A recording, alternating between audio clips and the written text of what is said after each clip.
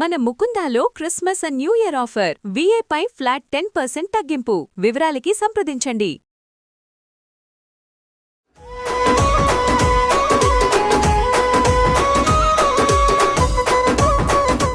Anu's skin and hair clinic సమర్పించు Sankranti special episodes కి స్వాగతం.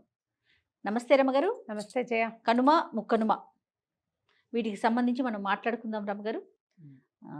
కనుమ రోజు కాకి కూడా కదలదని, ముక్కనుమ రోజు ముక్క కొట్టాలని నాన్ వెజ్ తినే వాళ్ళైతే, వెజిటేరియన్స్ వెజ్ అనుకోండి.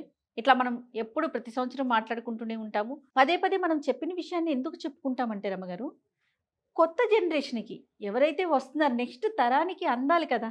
అంటే ప్రతి సంవత్సరం అదే పండుగ చేసుకుంటాంగా, అదే అవే మాటలు అదే మాట్లాడుకుంటాం. మన పండగని మార్చలేము, మన సాంప్రదాయాన్ని మార్చలేము, కానీ విషయాన్ని అయితే ప్రజల్లోకి తీసుకెళ్లాలని కదా ఉద్దేశం. సో కనుమ ముక్కనుమ వీటి గురించి ఒకసారి అండి. సంక్రమణం మరుసటి రోజుని కనుమ అంటారు. ఈ కనుమల్లో కొన్ని చేయకూడదని నియమం ఉంటుంది జయ. కనుమ నాడు కాకైనా కదలదు, కాకైనా కడగదు అంటారు. భోగి నాడు తలంటి పోసుకుని సంక్రమణం నాడు తలంటుకోమనం. అవును. కనుమ నాడు తల అంటుకోకూడదు, తలస్నానం చేయకూడదు, ఒక నియమం అది. దాంతోపాటుగా కదలదు అంటే ప్రయాణం చేయకూడదని ఒక నియమం చెప్తారు. ఈ కనుమల గురించి ఒక ప్రత్యేకమైన విషయం మళ్ళీ ఎప్పుడైనా చెప్పుకుందాం. పండగ గురించి చెప్తున్నాం కాబట్టి మిగిలిన విషయాలు నేను చెప్పట్లేదు. కనుమ నాడు ఊరు దాటకూడదు. పూర్వకాలం పద్ధతి ఎట్లా ఉండేది? పూర్వంలో పల్లెటూళ్ళు ఒక ఊరు నుంచి ఒక ఊరికి కాలినడకన వెళ్ళాలి. అవును. లేదా బళ్ళు అవి కట్టేవాళ్ళు. 2-3 ఊళ్ళకి మధ్యలో చిట్టడుగులు అవి ఉండేందుకు అవకాశం ఉండేది కదా. ఇలాంటప్పుడు ప్రయాణాలు చేయకూడదు, ఈ నడిచి వెళ్ళాలి, వెళ్ళాలి. కాబట్టి ఈ కనుమ పనికిరాదని ఒక నియమం ఇది వరకు ఉండేది. ఇప్పుడు బస్సులని, టికెట్లని, ఫ్లైట్లని, రైళ్ళని, ఆఫీసులని, మీటింగులు. అవునండి కదా. అందుకని ఏం చేస్తారు ఇప్పుడు జనం, పండగ నాడు సాయంకాలమే బ్యాగ్ తీసుకెళ్ళి పిన్నిగారింట్లో పెట్టి పిన్నింటి నుంచి వెళ్తారు, పక్కింటి నుంచి వెళ్తారు, నిర్గమనం పెట్టుకుంటారు, పరస్థానం అంటారు. పుట్టింటి నుంచి కదలకూడదని నియమం. ఏ చోటు నుంచి కూడా మనం ఎక్కడికి వచ్చామో అక్కడి నుంచి కదలకూడదు. ఇలాంటిది అయితే అది ఆ రోజున పెట్టింది ఏమిటి? ప్రయాణించకూడదని. నువ్వు కనుమ రోజున బస్సులు కార్లు అవి ఇలా లైన్గా కనపడతాయి మనకి హైవేలో. మరి అదిగా చేయాలంటే ఇది ఎలా కుదురుతుంది కదా. కాలాన్ని బట్టి కొంచెం మార్చుకుంటాం, దీన్ని వదిలేద్దాం ఇక్కడే. పాత పద్ధతిని ఓ దండం పెట్టుకుని మనకి ఇదే అవకాశం ఉంది, అందుకని బ్యాగ్ ఎవరింట్లో ఉన్నా పెట్టి బ్యాగ్ పుచ్చుకుని వెళ్తున్నారు. అట్లాగే పెద్దవాళ్ళు ఎవరో ఒకళ్ళు చెప్తారు ఇట్లా చేయొచ్చు, ఏం కాదు అని. అయితే ఈ కనుమ నాడు మాంసాహారం ప్రత్యేకంగా చెప్పబడుతుంది. ఈ మాంసాహారం అంటే మాంసాహారం తినని వాళ్ళ పరిస్థితి ఏమిటి? అందుకని కనుమ నాడు గారెలు తినాలని చెప్తారు. కనుమ నాడు మినుము తినాలి అని. మాంసకృత్తులు ఎక్కువగా ఉండే పప్పు పదార్థం మినుము కాబట్టి అవును, కనుమ నాడే గారెలు వండుకుంటారు. అందరూ వండుకుని దాంతోపాటు వాళ్ళు చేసుకోగలిగే పదార్థాన్ని అవతల వాళ్ళు, వీళ్ళు తినగలిగే ఏ అల్ల పచ్చడిను యువతల వాళ్ళు చేసుకుంటారు. కనుమ నాడు గారె తినాలి. ఇప్పుడు కనుమకి దీనికి ఏం సంబంధం? సంక్రమణము దేనికి జరిగింది? సూర్యుడికి. సూర్యగమనంలో మార్పు రాగానే ప్రకృతిలో మార్పులు మొదలైపోతాయి. బలవర్ధకమైన ఆహారం తీసుకోరా నాయన, రేపటి నుంచి ఉంది నీ సంగతి. ఎండ దంచి కొట్టేస్తాడు, మొదలు పెడతాడు. మాఘం వచ్చిందంటే ముదిరిపోతుంది. ఈసారి సంక్రమణము మాఘము పెద్ద దూరంలో కూడా లేవు. అవును అవును. జనవరిలో రథసప్తమి వచ్చింది, ఈ మధ్యకాలంలో చూడలే మనం, ఈసారి వచ్చేసింది. అవును, మాఘం కూడా వచ్చేస్తుంది. జనరల్గా పుష్యంలోనే సంక్రమణం కనపడుతుంది, పుష్యం మధ్యలోనే. అవును, ఇది చివరికి వచ్చేసింది, ఎండ పెరిగిపోతుంది. బలవర్ధకమైన ఆహారం తీసుకోండి అనేది ఒక నియమంగా మనకి అలవరిచి పెట్టారు. ఈ కనుమని పశువుల పండుగ అంటారు. ఈ ముందు కాలం అంతా అంటే మనకి ధాన్యాన్ని ఇల్లు చేర్చే వరకు, ఎక్కడి నుంచి ఆకుమళ్ళు పోసిన దగ్గర నుంచి, అంటే విత్తనాలు వేసిన దగ్గర నుంచి ఈ ధాన్యం ఇంటికి చేరేదాకా, అంటే సంక్రాంతి పండగ దాకా బాగా పనిచేసినటువంటి ఎడ్లని, గిత్తలని, కోడలని సేవిస్తారు. ఈరోజు ఆవులుంటే గోసేవ చేసుకుంటారు. అన్ని పశువుల్ని శుభ్రంగా కడిగి పసుపు బొట్టు పెట్టి అలంకారం చేసి మెళ్ళో పువ్వులు వేసి, ఆవులనైతే ముఖానికి కాస్త పసుపు బొట్టు పెట్టుకుని, ఎడ్లను కూడా బసవయ్యలను కూడా అలాగే చేస్తారు. అలంకారం చేసి మెళ్ళో దండలేసి పూజించి నమస్కారం చేసుకుని, తండ్రి నువ్వు ఒకడే ఉన్నావు కాబట్టి ఈ వ్యవసాయం అంతా సులువుగా అయిందని ఆ రోజున వాటి మెడల మీద కాడి వెయ్యరు, భక్తిగా దండం పెట్టుకుంటారు. వీటికి చక్కగా మినుములు నానబెట్టి, పెసలు నానబెట్టి, ఉలవలు ఉడకబెట్టి, జొన్నలు దంచి ఇట్లా రకరకాల ఆహార పదార్థాలు పెడతారు. పాలేళ్ళకి అందరికీ ఇంచుమించుగా సాయంకాలాలు సెలవులు ఇచ్చేస్తారు.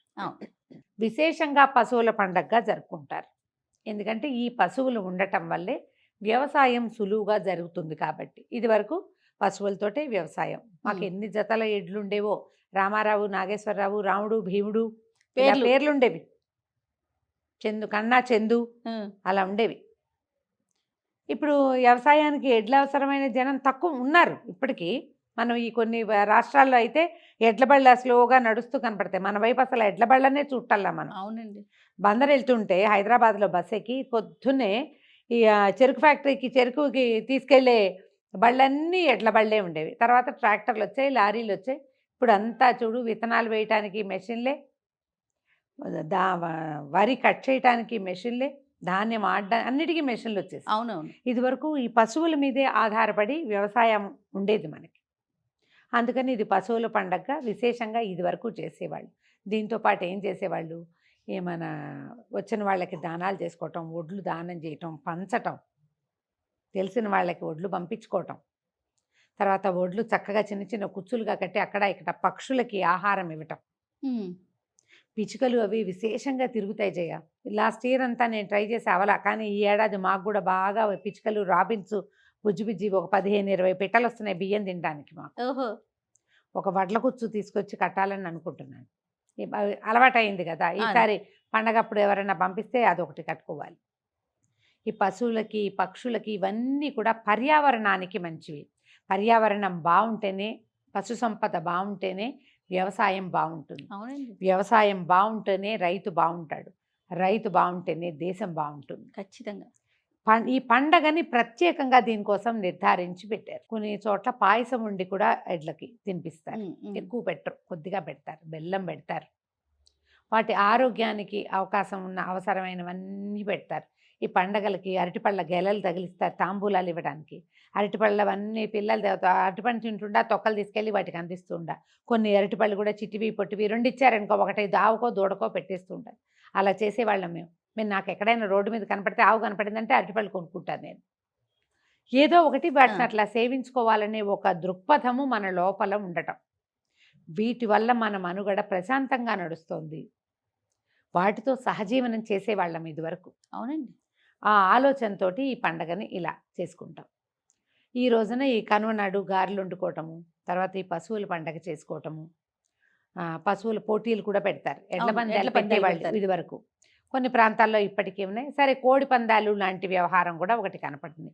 ఇది కొన్ని ప్రాంతాల్లో డబ్బున్న వారి ఆటగా కూడా పరిణమించి ఉంటుంది. వారి వారి ఛాయిస్ ప్రకారము. ఇందులో ఏంటంటే డబ్బు, పందాలు అంటే గ్యాంబ్లింగ్ లాంటిది. తర్వాత జీవహింస. ఇప్పుడు మీరు మానేస్తే మాత్రం కోళ్ళు తినకుండా ఎందుకుంటారు? అంతేగా, ఆహారంగా ఉన్నాయి కదా అవి. ఈ పోటీ పెట్టడంలో జీవహింస కనపడుతోంది, కానీ అవి ఎలాగూ ఎప్పటి నుంచో పురాతన కాలం నుంచి ఆహారమే. ఇప్పుడు అవి ఆహారంగానే ఉన్నాయి. ఇందులో జరిగేటువంటి ఈ పోటీ ప్రక్రియ, ఈ పై పందాలు, డబ్బు గ్యాంబ్లింగ్ వల్ల ప్రభుత్వం వ్యతిరేకిస్తోంది. కానీ ఆటగా అయితే మా చిన్నప్పుడు కూడా మాకు పాలేళ్ళు కోడి పందాలు ఆడేవాళ్ళు. ఏదో పావలాలు 10 పైసలు ఉండేవి. ఇప్పుడు లక్షల్లో వచ్చింది అది. అవునండి. సరే, ఇక దాన్ని పక్కన పెడితే దానికోసమే ఊళ్ళో వెళ్తున్న వాళ్ళు బోళ్ళంత మంది ఉంటారు. అది ఎలాగూ నడుస్తూ ఉంటుంది. దాన్ని వదిలిపెట్టేయండి. కనుమ నాడు చక్కగా వండుకుని తింటాం, స్నేహితులకి చక్కగా భోజనం పెట్టడం. ఈ కనుమ పండగ నాడు రథం ముగ్గేసుకుంటాం వాకిళ్ళలో. మనము ధను సంక్రమణం నాడు మొదలుపెట్టిన పీటల ముగ్గుల్ని సంక్రాంతి పండగతోటి ఆపేసి కనుమ నాడు రథం ముగ్గేస్తారు. ఈ రథం మీద బలిచక్రవర్తి భూలోకంలోకి వస్తాడని, పాడి పంటలతోటి సస్యశ్యామలంగా ఉన్నటువంటి భూమిని అందరినీ చూసి మళ్ళీ పాతాళ ప్రవేశం చేస్తాడని చెప్తారు. అందుకని వాకిళ్ళు శుభ్రంగా ఉంచాలి. పండగ అయిపోయిందని మానేయకూడదు. ఈ రోజున రథం వేసి తూర్పు నుంచి పడమరకి ప్రయాణిస్తున్నట్టుగా రథాన్ని తాడుని వేసి, ఈ తాడుని అందిపుచ్చుకుని పక్క వాళ్ళ తాడు, పక్క వాళ్ళ రథం, దాన్ని అందిపుచ్చుకుని ఆ పక్క వాళ్ళ రథం చొప్పున ఇల్లన్నిటికీ రథాల ముగ్గులు వేస్తే ఈ రథం ఎక్కి ఆ రథం దిగుతూ బలి చక్రవర్తి ఒకప్పుడు భూసామ్రాజ్యానికి చక్రవర్తి అయినటువంటి ఆయన వచ్చి మనని ఆశీర్వదిస్తాడు. మన పంటలు మరింతగా పండేలాగా ఆయన ఆశీర్వాదం మనకి లభిస్తుంది. కాబట్టి మన ప్రాంతం అంతా రథం ముగ్గేస్తారు. అంటే బలిచక్రవర్తి మనకే వస్తాడు. మరి బీహార్లో, మహారాష్ట్రలో వాళ్ళంతా ఏం చేస్తారంటే వాళ్ళ వాళ్ళ విధానాన్ని వాళ్ళు అవలంబిస్తారు. అంతే. మంది మనం చేస్తాం కదా. ఈ బలిచక్రవర్తి ఈ రోజున కుక్కల్ని కానీ, కోతుల్ని కానీ, కోళ్ళని కానీ అదిలించకూడదు, అదిలించద్దు. ఆహారం బాగా ఇవ్వాలి. అన్నీ మన చుట్టుపక్కల ఉండేటువంటి పక్షులు, శునకాలు, మార్జాలాలు ఒకవేళ ఉంటే, కోళ్ళు, తర్వాత ఏమో ఎడ్లు, ఆవులు, గేదెలు, దూడలు అన్నిటికీ సమృద్ధిగా ఆహారం ఇచ్చి అవి ఆకలితో అలమటించి అరిచే లాంటి పరిస్థితిని కల్పించకూడదు. శుభ్రంగా పెట్టడము, నీళ్లు పెట్టడము.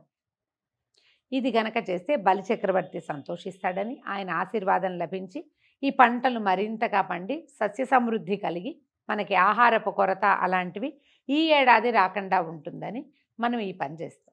ఓకే. ఈ రథ ముగ్గులు వేసుకుంటాం. దీంతో పండగ హడావిడి ముగిసిపోతుంది. కనుమ నాడు ప్రయాణం చేయకూడదు, ముక్కనుమ నాడు కూడా చేయకూడదు అంటారు. ముక్కనుమ అంటే కనుమ నాటి మర్నాడు. దీనికి ఈజీ మెథడ్ నేను చెప్పా కదా, మీ బ్యాగులు తీసుకెళ్ళి ఎవరింట్లో ఉన్నా పెట్టుకోండి. ఆ బ్యాగ్ మీ ఇంటికి తేకుండా మీ ఇంటి నుంచి వాళ్ళ ఇంటికి వెళ్ళి ఆ బ్యాగ్ పుచ్చుకుని అట్టించట్టే వెళ్ళండి. వెళ్ళలేకపోయిన పరిస్థితులు మరి ఒప్పవు కాబట్టి, అవకాశం లేదు, ఏదేం అక్కర్లేదు మనకి, హాయిగా ఉండండి ఇంకో 2 రోజులు ఊళ్ళోనే హ్యాపీగా. పండగ హడావిడంతా ముగిసాక అప్పసలు, అరిసెలు అవి ఇవి ప్యాక్ చేసుకుని ఇంటి దారి పెడితే సరిపోతుంది. రైట్ రాము గారు, నమస్తే. నమస్తే.